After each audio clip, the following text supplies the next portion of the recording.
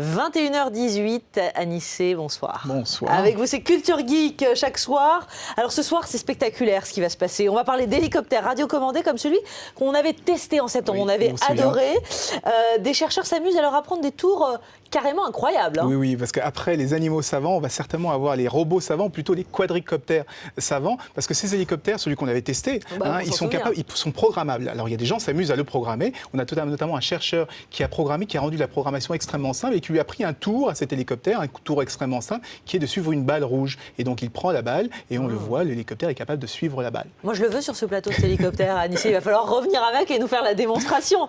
Alors là c'est sympa, mais ça peut être carrément spectaculaire. Oui, complètement spectaculaire, parce que certains vont beaucoup plus loin avec les hélicoptères et les transforment même en ninja. Alors apprennent des tours complètement dingues. On va voir en image ce que ça peut donner. Ces hélicoptères, par exemple, celui-ci lui apprend à jouer au piano.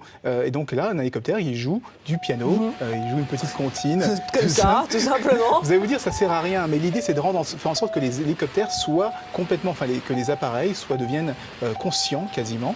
On n'est pas loin de Terminator. Alors, mais attendez, s'ils deviennent conscients, ils peuvent aussi devenir agressifs et dangereux. On va voir certains hélicoptères, eux, qui sont faits par l'université de Pennsylvanie, qui travaillent sur des hélicoptères ultra rapides. Regardez celui-ci, il est capable de passer dans un cerceau. Alors on a l'impression d'être au cirque, c'est gentil, mais imaginez que parce que ce sont des drones, ils sont complètement autonomes et complètement dépendants. Regardez comment il est capable, comment il est agile, comment il est capable de passer comme ça à travers une fenêtre. Et donc les militaires travaillent énormément avec ces appareils, ils se disent mais si on pouvait les récupérer et si on pouvait se les approprier, on pourrait lancer comme ça des drones complètement conscients qui pourraient attaquer les gens. Oui, c'est ça. Ils sont bien utilisés qu'à des fins militaires pour l'instant. Pour le moment, c'est des chercheurs qui font des choses inoffensives, mais les militaires s'y intéressent de très très près. Mais pas le modèle que vous nous aviez apporté sur le plateau. Ça, c'était mon nom et il y en a qui se sont régalés avec. Merci beaucoup, Anissé.